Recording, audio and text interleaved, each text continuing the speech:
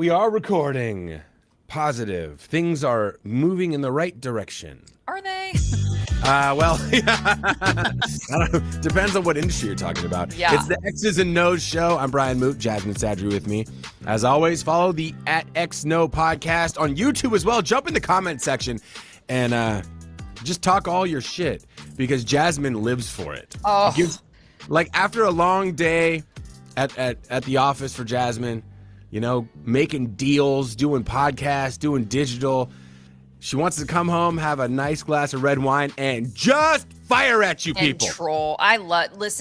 Trolls give me life because here's the thing. You got, and Brian, I know you subscribe to this because you're a stand-up comic. You can't dunk on me any more than I can dunk on myself. Like you can't own cutting me down more than I can cut myself down. I appreciate a good roast joke on my own behalf. Yeah. The one that will always get me, and I flagged it. I still got to go back to it someday. Because it was a board teacher's sketch video. No, it was my first stand-up clip on board teachers. That's what it was.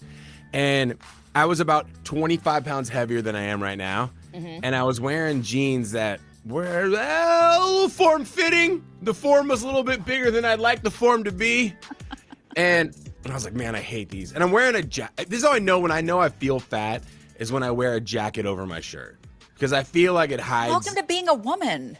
Yeah, right? You get it. You feel like it's a trick, but then it just made my legs look like they were jammed into jeans too small. And a comment on it was, "Why is this dude wearing his wife's jeans?" And I almost fell off a treadmill laughing because, of course, I was reading all the comments and just hate watching.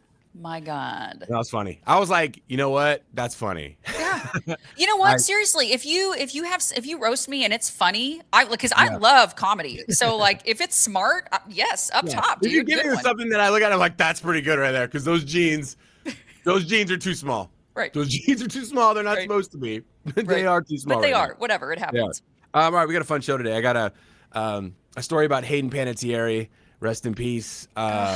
I've been so heartbroken. Like, I've been really sad.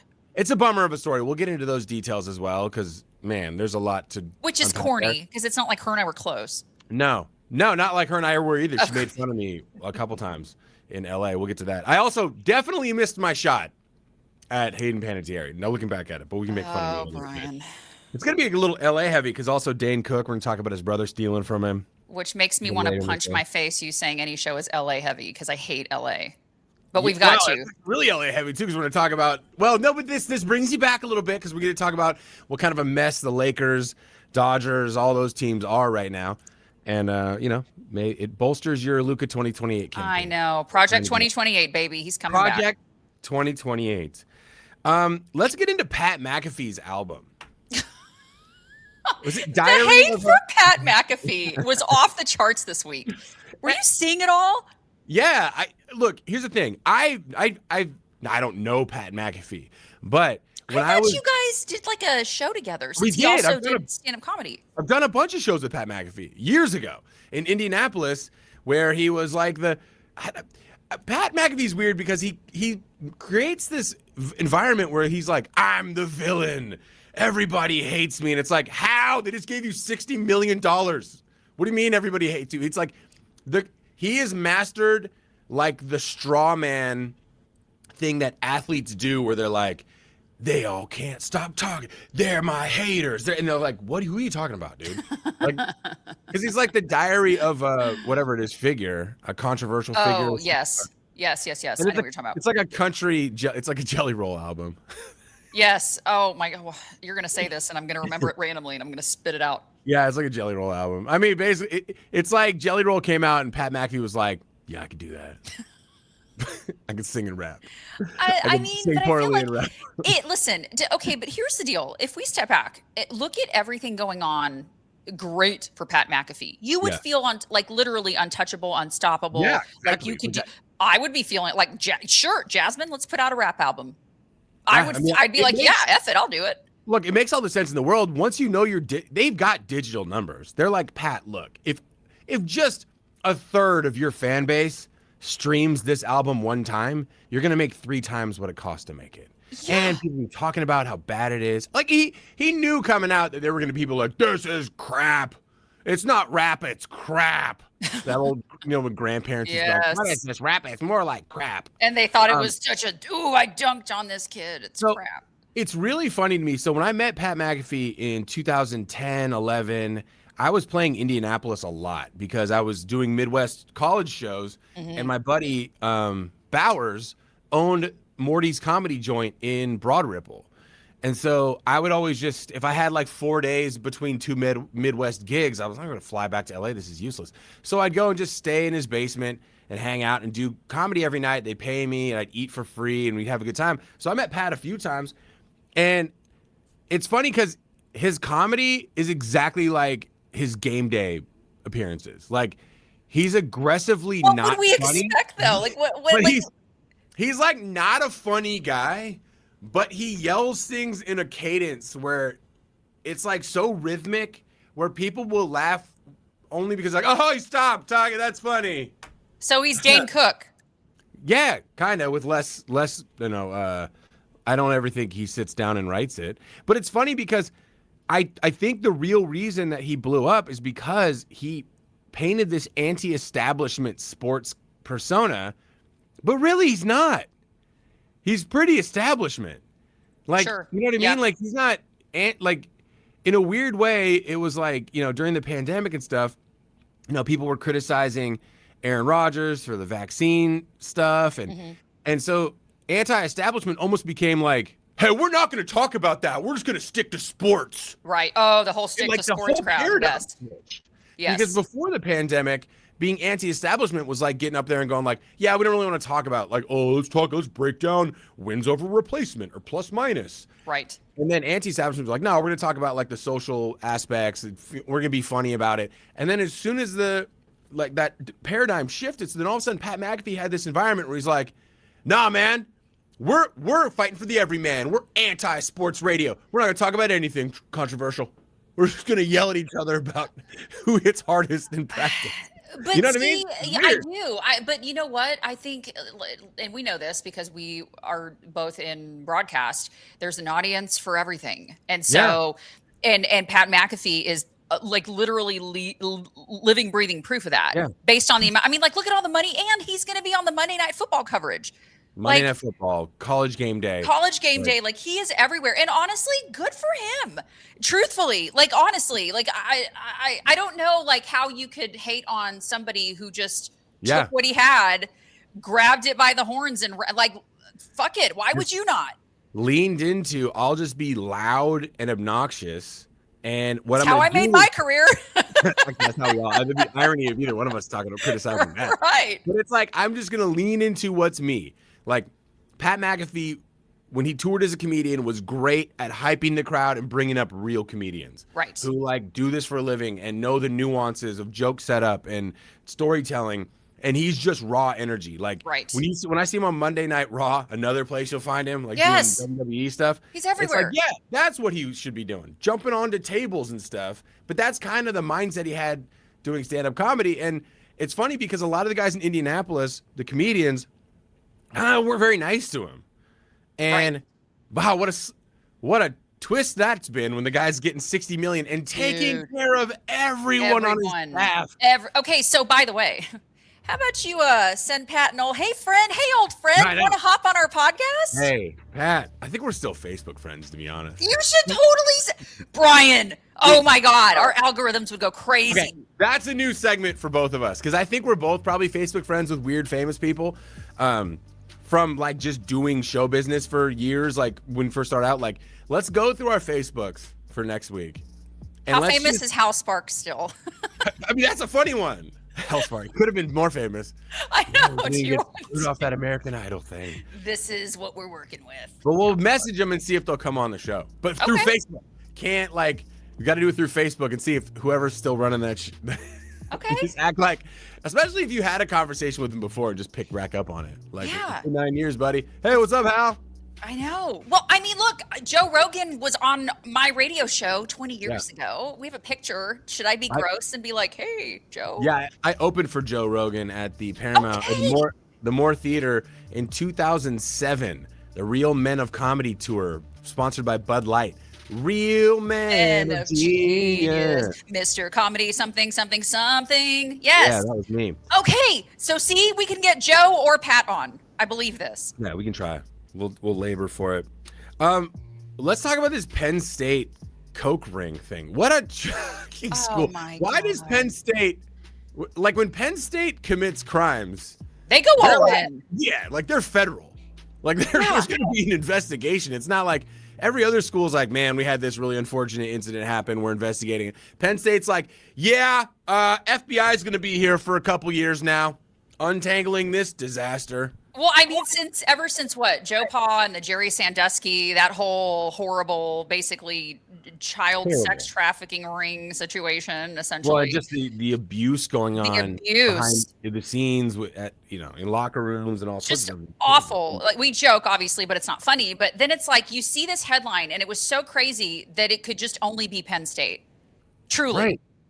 So, like they're just one of those programs where you're like, okay, tracks. I've been to Happy Valley. Like that doesn't seem like a Coke. Well, I don't know about the Happy Valley, maybe happy, yeah. My people were happy. They're all coked up. Yeah, really happy. So it's funny though when you look at like the dynamics of it, right? It's from a fraternity, through a fraternity. I think it's basically the two leaders were two guys that are in the frat but no longer on campus, and they were talking about being brazen about your Coke dealing activities. Because I understand, like, okay, we bring Coke into this fraternity. Everybody knows. Wink, wink. Shh. We know who to get it from. But these dudes were, as like, for pledges, were having to come in and cut cocaine in like the basement. So like crazy. You have totally forgot the plot. You are not allowed to just be casual about cutting cocaine. Like you can't like, it's like, all right, guys. So today we were either gonna make you guys see how many, clamp your butt cheeks together around dildos and carry them across the room and drop them in a cup, or you can cut a bunch of cocaine for us. What would you rather do? AB.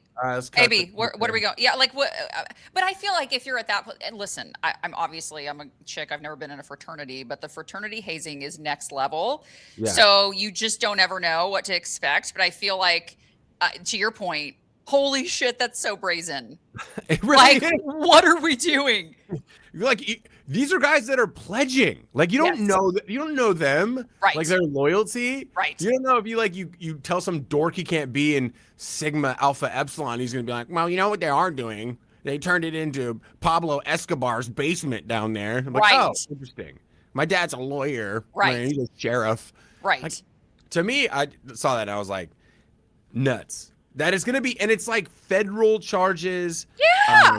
A bunch of dudes are going to be going to jail forever. Because it was massive amounts. It's not just like, oh, there was some random blow at a party. Yes, they were like full-fledged trafficking. Like it was a whole, and if you see the guys, they couldn't be more geeky. No, it was like Fernando Mendoza's. Fernando Mendoza. Like, they totally do. Oh, you want a kilo? Okay, 8-ball. Okay, yeah, I'll get you an 8-ball. Yeah, I got him in the back. Hey guys, 1 8-ball for Devin. Devin like an 8-ball. By the way, you're Fernando Mendoza, your face and everything. It's like, I feel like I'm there. Like, you're Fernando. Well, you really, the key to the Fernando Mendoza is like, you're always looking around, but like not at anything specific. Yeah. And just like happy. Like a cartoon chicken. Where they're just like, kind of like scanning the room and just happy to be here. Just Sounds happy. good. Yeah, just happy. And then you're like, remember, we keep talking about this AI component to him. So you're just like smiley and you're AI. So everything's great. I want to know, the only thing I want to know out of this whole investigation is how they got into this thing. Like, how do you just get in to trafficking Coke? You know what I mean? Like, we work in a very volatile industry. Like, how do you There's been a lot of cocaine around us with music radio. Right. But how do you get into like, they had an operation and these guys are like fraternity dorks. Like going I feel like we should ask old Peter Moot because he's got the pulse on prison life. I'm sure he can give us. You know how to cook it up in prison. Yeah, I mean, even though he didn't obviously traffic drugs, but maybe he might have some stories about how. Yeah, he was around it. But isn't that kind of like fascinating though? Like, even if I wanted to be a drug mule, how do you do that? Yeah, how do you get into that? It's like go on Craigslist. It's not on LinkedIn. I would hope not. Yeah. My only question is, guys, how the hell did you get wrapped up with working with the cartel importing, like in New York, bringing cocaine by the brick out to colleges, distributing it through your frat house. Did they approach you? Because if you were just like, you know what I'm gonna do? I'm gonna take hey guys, dress up in your low-key polos. We're gonna go down to the hood and ask if we can traffic coke. Like what? Right. Is there a job fair? How do you, and also ask Taylor Sheridan. Yeah, maybe. Go down to East Atlanta and ask them, hey fellas, anyone need a mule? See, Fernando. I'm here to mule. I feel like if you were going to choose anybody, he'd be like the easiest, most polite person to get you into drug trafficking. And maybe that's that's the key. Maybe they were approached by cartel going, all right, this is a great idea. We want to sell our product to college campuses all over Pennsylvania. We need to get it through somewhere. Let's pick a bunch of dorks at a private school and ask them to help out. I think, listen, if I was to go down that route of trying to pull people into drug muling, that would be the route I'd take. I'd look for a dorky mule. Yeah. This guy doesn't have anything in his butt. Look at him. He never messes around like that. Let's isolate that clip. Yeah, put it on a promo. All right, so let's get into some just LA chaos disaster talk. So I found this really funny. That the NBA has found that Steve Ballmer didn't do anything wrong with the Kawhi Leonard aspire. Okay. It's so funny. Give me a break. Literally reeks of, like, I've listened to all the podcasts by Pablo Torre, and I've seen all the evidence of, like, these weird LLCs that were created for nothing. The no-show $40 million or $20 million endorsement that he had, where DiCaprio got like $1,000 or $1 million, and he got $20 million. He never even had to plant a tree. And they were doing all that carbon offset stuff, which again, air quotes, what it was wrapped up in. Yeah, it's a scam anyway. Hey, look, don't feel bad about flying your private jet because we're gonna go plant like 9 Christmas trees. You're good. It's the I'm most gonna offset that carbon footprint. Idiots. Oh, so stupid. But the NBA is like, no, we didn't find that Ballmer did anything wrong in terms of cap circumvention. It's just Kawhi and his uncle being smart businessmen and making money and doing endorsement deals where this, that, and all that. They didn't violate anything. And to me, it just seems like they go, dude, we don't want to fight it with an NBA. Like, we don't fight with Ballmer. Like, he's a billionaire. He's got so much money. He's bored. And he hates the fact that he can't just spend whatever he wants to on any player. Right. Like, he hates that. He hates it. Because billionaires, it's funny because like sports leagues that have salary caps and unions and collective bargaining is the only time you see billionaires get really annoyed. Yeah, tell me about it. Look at the star on my hat. Yeah, I just want to buy them all. Why? Yes, it is Jerry-itis. Yeah, and they can't do it, which is just, it is what it is. But also, it's funny because it's like, you'd see them get checked. Sorry, guys, there's rules. But also, for all of us, we're like, bullshit. You guys are so lying. We're not dumb. I know. It's so stupid. He signed for less than the max and then somehow made exactly that amount of money on some dumb endorsements that were wrapped up in your arena build. Come on. It's guys. like, I know. And then it was and I don't know, like I took it as when I saw that headline, it was like, okay, here's the statement, nothing to see here, everyone move on, right? And it was so obviously like we're just sweeping things, right? Yeah. And there's nothing left to say here. And it's so obviously not the case. We did our investigation, and what we investigated was we don't have the money to fight this in court. Okay, so case closed. So you guys can keep going after this billionaire if you want to, but we're not gonna anymore. And then right across the street, literally, same locker rooms. Ooh, the Lakers are a dumpster fire. Yeah, like that. Holy shit! The second time that franchise has been sold in 2 years, right? And so Kushner and Bob Iger for $15 billion now, I believe. Yes. And they're trying to get the 17% from the Buss family trust, which those siblings are all fighting. And Jeannie Buss is like, well, wait a minute, hold on, who's selling off our shares? Yeah, but Jeannie has a clause that says she can't own less than 15% because she is the governor, the team governor, and you have to own 15% minimum to still be on the board of governors for the NBA. And so now it's like, I mean, to be fair, Kushner and Iger are probably like, great, keep fighting about the buses, because let's not talk about where Kushner's getting this money from. Oh yeah, exactly. Let's deflect. Let's not go down that rabbit hole. Why would we do that? Right. We don't need to. It's exactly. fine. Yeah. Everything's fine. Nothing to see here. Cruising right along. So it'll be interesting to see how that plays out. But also Luka, can Luka just not get Yeah. a complete an ownership that's not a steaming pile of turd? Well, see, that's the thing What a right now. menace. Luka's like career mirrors that of radio hosts right now, where like you get kind of like all of a sudden there's terrible owners and they torpedo everything, and then you get sent to somewhere else, and you're like, all right, well, cool. I'm trying to get you, so 1 year in the books. Let's try to get comfortable. And then they're like, never mind, we're gonna sell again to another bunch of dumpster fires. And you're like, this sucks. Which Who also, am I negotiating with? It makes you angry as somebody who, look, if we diagram this, right? Like, obviously, I'm super biased. I love Luka Doncic. He is everything, right? He's amazing. But if you're not a big Luka fan, let's just say you love basketball, but you understand the talent and caliber of he is generational. So we're watching that clock because all these dopes in the corporate ring that have no bearing on anything sports or competition. They're not athletes. Yeah. This guy is slowly, he's getting older and he's just wasting away. And like, you are depriving us of seeing generational basketball because you can't get your shit together. The dude is glowing up for sure. Like whatever that breakup glow up is, that dude, like someone posted a picture on Twitter today of him and they're like, Luka when he started in LA and Luka now. And I was like, oh man, this dude is, I mean, like, I've always thought he was like a decent looking. I'm like, hey, he's a good looking guy. He seems like an everyman guy. Now I'm like, he's a hot dude. Oh my God. He's got great hair. And it's not GLP-1s, people. Oh, he's got great Eastern European hair. And he's out there just running around, just thin. His tattoos look better now. Yes, they do. For some reason, if you're 30 pounds overweight and you have tattoos in your arms, it look like car mechanic tattoos. They do, yeah, and they're just doughy. You don't want doughy tattoos. But when you lose that weight, those tattoos look like so much more. They look like deliberate, like fitness influencer tattoos. Yes, they've got some edge. But anyway, he's coming back to Dallas, so all this is irrelevant. I mean, if you're his agents and you're negotiating, you're like, man, these people are spending money hand over fist and it's crazy. Like, we don't have a relationship with them. We don't believe. You got to believe in your owners, believe that they want you around. He's already seen that happen once. So, well, but then also with Dallas, he knows what the fans mean, and that means everything. He's coming back. He does. Okay. Shut up, Brian. He's coming back for life. So you sent me this story about Dane Cook's brother, right? He's like 16 million. His brother Daryl. So of course his brother's name is Daryl. It's always a Daryl.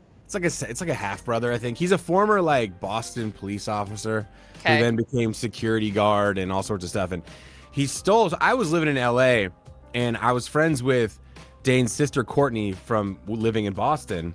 And so I was over at Dane's house a bunch. Like he has like this $20 million mansion at the time. It's probably worth way more than that. And you couldn't teach him how to be funny? Shame on you.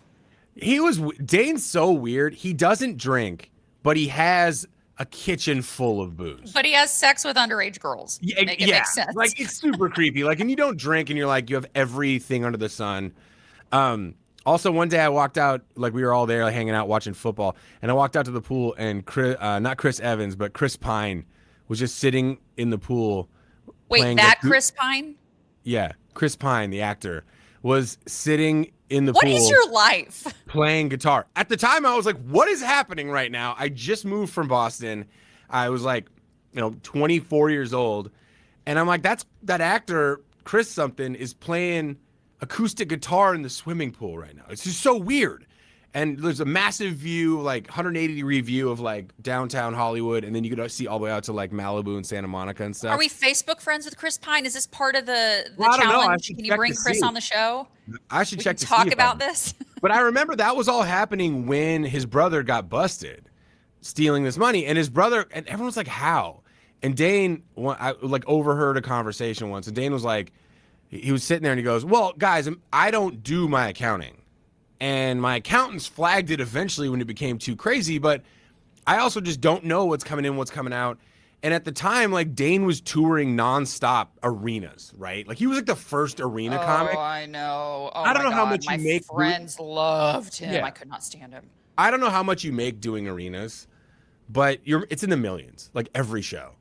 And so his brother was taking like $100,000, $10,000, like here and there, up to the point it became too much where 16 million was missing, and his account's like, where is this? And they traced it to the brother who was just like skimming. But here's what I love about the story. The brother, they've never gotten the money back. The brother like hid the money like in cash. Like he never deposited it. He was just taking money out over like 7 years. And him and his wife hid the money somewhere. Like in the story, they're talking about they were hiding it like in bricks of it inside like pasta spaghetti sauce, like bagged up. But here's what I love about the story, Jasmine. They still don't have the money, and his brother is out of jail because they never really could prove how much it was and this and that. He took a plea deal, so he got like 6 years. His brother's gone, just fled the country. Daryl's gone. Daryl's gone. So Daryl had done the math in his head. This is why I think the story's so funny. He's like, if I get busted for this, 16 million, we're just going to, me and my wife, as soon as I'm out of jail, we're going to go to a non-extraditable country. We're going to change our names, and we're just going to live on cash for the rest of life. That's what he did. They'll never find Daryl and his wife. They're gone in the wind. Spaghetti sauce. That's it. They moved $16 million over years, and they moved it as cash, and they moved it to another country, and his brother did the smartest thing ever, knowing eventually the wheels were going to fall off. Assuming, and maybe he thought, I'll get out of this before and then I'll still disappear, but he got clipped towards the end probably because they got greedy. But he just decided, hey, look, I'll take 6 years for 16 mil. That's fine. And then as soon as I get out, I am on a one-way ticket to some country, and they don't know, they have no idea where he is. And him and his wife, Dane, I'm sure is paying investigators to try to find him. Insane. They're just living, they probably have a banana farm in Costa Rica, and they just every day walk out and they just have all their cash and they don't care. I thought it was kind of respectable as a criminal. All right, just take it. Sure. Spaghetti sauce, huh? Wow. Or what else? What else did they put it in? I don't know. What if we magically find, I don't know, it's like, one of those like, oh, we found a golden ticket. Like, what if you open a jar of like Prego and you're like, holy shit, there's a lot of money in here. Oh my Daryl. God. $1,000 on a Dane Cook concert ticket from 2004. I'm good. Oh man, to go back in time. I remember every comedian that I hated. I didn't really hate Dane Cook. I didn't really know anything about him. He wasn't my style. I just thought he was like, he'd do this thing. Yelling. He was just yelling. Well, he'd yell, and then he'd do this thing where he'd do something for way too long, and just comedically that doesn't make any sense. He'd be like, what if I was a snake? Right, No, I mean, yes. Think about it. Like a slithery snake. Yes, that's exactly. No. I just come up. What's up, guys? What's up? I'm a slithery snake. I mean, do it for you hack. You just stole from Dane Cook. That's literally a thing he did on his Comedy Central special. Stupid. Like, what is wrong with us? Oh, he just keeps doing it over and over again. Oh my God. All right, so let's close out this episode on Hayden Panettiere, because that is super sad, man. Honestly, I don't know why it's been affecting me so much, because it's not like I was tight with her, but she was one of those girls that every time you met her in the media rounds, she was just always so like precious and sweet and pure and happy and not like normal celebrities. And so like just seeing, and obviously we all know how dark and sad her path has been. So I think it was just even more sad. I think a lot more people are finding that out, that specific thing. I know she just wrote a memoir talking about some of the things that she's been through. Comes to child acting, heroin addiction, cocaine addiction, pill addiction, severe postpartum depression when she had her daughter, just mental health issues all over the place. And then this weird ex-boyfriend / kind of boyfriend, Brian Hickerson. The Bryans are having a real run, man. Brian Koberger, Brian Hickerson. There's another Brian that's a serial killer. Oh, like, guys. Yikes. And they're all spelled the same like you, too. It's not even the BRYs. Guys, Brian was a notorious no one cares name. It's kind of like guy renting a car at Enterprise, not murderers and stuff. Right. So Jess and I were watching some like Entertainment Tonight or something, because it was super sad to hear all the things she'd gone through, and then also domestic violence. And this Hickerson guy had done 45 days in jail in LA for beating up Hayden, which is also insane. And then she'd get back with him, and then they do this and that. And that shows you just the level of like mental health issues that she's going through with an abuser, where this dude is still in her life. He's clearly a drug problem. When they interviewed him on Entertainment Tonight about... Oh, that was so uncomfortable. Did you hear how he talked? He was like Sling Blade. Oh, he was doing a lot of drugs back then. I mean, there's a lot of times. And Jess is like, that's her boyfriend? Oh, like, you saw his pupils from afar. Like, he was zooted out on the interview. Yeah, like, he's just a drug addict. Horrifying. With his brother. Like, the whole story's fucking weird. And then, of course, you know, you've got to be careful with how much, you know, the rabbit hole. Because, look, there is the tinfoil side, and then there's just the matter-of-fact side. And if you go down the tinfoil side, especially with this, it's really dark. And so there's a lot of layers there. Yeah, it's just super sad to see somebody going through all of those things behind the scenes, and then also trying to put on a happy face and do all the fun acting and things. And then Neutrogena, did you see this layer? Because she was their spokeswoman for like 10 years, and they dumped her when they just couldn't handle her having postpartum depression, which, that is one of the top female things that women go through. Yeah. You dump her, and then the sad, pathetic, I don't know what their marketing team was thinking. I don't know if you saw this, the most disingenuous post for her. We're so sorry, blah, blah, blah. And evidently now they're going to throw their efforts into helping postpartum, and it's like, fuck you guys. I've seen that, like, the younger generations are like, we're done with Neutrogena for all that stuff. Well, you should be, because they're a Johnson & Johnson and they're full of cancer. So it's like, truly, like, it's awful. It's just awful. And it's so gross. I don't know who's on their marketing department and why you guys thought this was the route, but you could have taken a different one. It's just awful. Anyway, I'll get off my soapbox. Especially if you're going to try to be like, we are here to support women. And it's like, not when they need it the most. You're like, you know. Postpartum, guys, it's pretty bad. Postpartum has been in the news a lot with that the mom in Massachusetts. The Clancy woman, which, by the way, Lindsay Clancy, Lindsay Clancy. So I have a whole my girlfriend. I have so many different text threads. One of my text threads with my girlfriend. Let's save that for next episode, because we're nuts on that. Because I've been talking about that with Jess a lot. That whole story is bananas. So Hayden, though, this is funny. Like, she lived in the kind of similar neighborhood that I lived in West Hollywood but I had like 5 roommates and it was squalor. I'm sure she had a nice place. So I was at Warner Brothers doing an audition for some show I didn't book.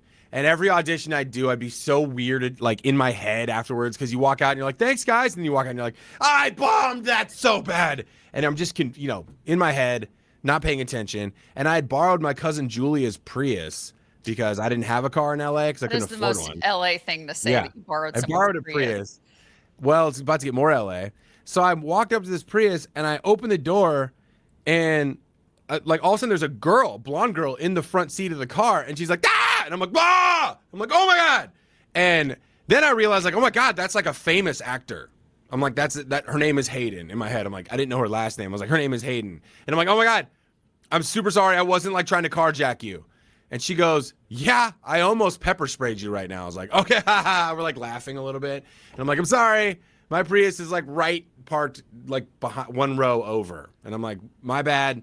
She's like, no, I get it. These cars are everywhere. It's so annoying. And I'm like, yeah. And I'm just being weird. And she's like, well, be careful. Don't do that. Blah. And I'm just kind of like walking off like, oh my God, that's like an A-list celebrity. And I just opened her car door. She like horrifying. So you. Horrifying. Story is so you. And I'm just like wandering. And then I get in the car and I'm like sweating. And I'm like, oh my God. Like, that was such a crazy experience. I tell my roommates about it. And they're like, dude, you're lucky she didn't beat your ass. Because she's like she's in Heroes and all those movies. Like, doing stage She's also like 4'11". She's also 4'11". But I mean, she gives me a good junk shot and it's over. Yeah, it's done. Doesn't matter how tall you are. Right. So then this is when it gets funnier. Tell them that story and they're like, Brian, yeah, right, dude. Like, whatever. And I'm like, I swear to God, why would I make up a story about me horrifying Hayden Panettiere? I would never make that story up. We're walking into Publix like 2 weeks later, and I'm with my roommate Brant, and Hayden pulls up by us, and I hear, "What's up, Prius guy?" And I look over, and it's Hayden, and I'm like, "Oh my God!" And she goes, "Hey, be careful when you go back out to the car. You might not be as lucky this time. Someone might get you." And then she started laughing, and I was like, "Yeah." I said, "I didn't drive this time. I walked." So, like, super awkward. She was trying to get your number. Yeah, she was totally hitting on me, and then she's like, "Okay, well, okay, well, good to see you. I'm like, see you too. She just drove off. My roommate was like, you idiot. I'm like, what? And he goes, you were being serious about that story? I'm like, yes. And he goes, she like wanted to talk to you. Do you see how it's like she stopped after the conversation for a second in her car? You're the worst. You're the worst. And Brian, I can't. You're how the worst. How are you supposed to know that Hayden Panettiere is hitting on you? Okay, so I know we're about to wrap up, but I just have to put this out there. I knew you before you got with Jessica, and I blatantly watched girls hit on you, and you just be like, just like your gaydar. And I'd be like, are you kidding me? She went, no, she didn't. I'm like, oh my God. That's not true. She's just really nice. Oh my God. She's just very nice. She's a pleasant bartender. I can't believe you actually let Jessica, like, I can't believe, like, I don't know. Knowing how aloof you are. I think I was drunk and I was like, that girl's really pretty. Don't. Boy, romance isn't dead, girls. Don't. Chivalry is not lost. That hot chick lives in my building. God, Jessica's so lucky if that's how you approached her. Yep. And had a little romantic music going on in the back. My goodness. Jess, what do you think? I'm just drunk enough and to be confident and not awkward. You're really pretty. You're so pretty. And I'm drunk. Oh my God. Pretty. Well, wow, what a wild story. R.I.P. Yeah, I know. It's super sad. It's funny because when I saw the news, I was like, man, that's a bummer. Like, that's just, sounds like she's just someone who had so much more to give, clearly, and had gone through so much. And you're like one of those people that you root for to kind of have a comeback. Yeah. And then heartbreaking. Dude, they're going to find that dude's guilty of something. They're not just being a pile of crap. Something drug-wise. All right, that's going to do it for this episode at XNO Podcast. You can also follow at Jasmine Sadri if you want to see more Mavericks hot takes or fight with her on YouTube. Oh, all the things. I'm a mixed bag. I'm at Moot Comedy. You can go ahead and hit on me there, guys or girls. I won't notice. We'll rate it. Yeah, Jasmine will rate the interactions of how bad I flubbed those. I'll be like, "Wow, really? They were hitting on me. I just thought he wanted to show me his wiener." God. That's so weird. Oh my God, end this already.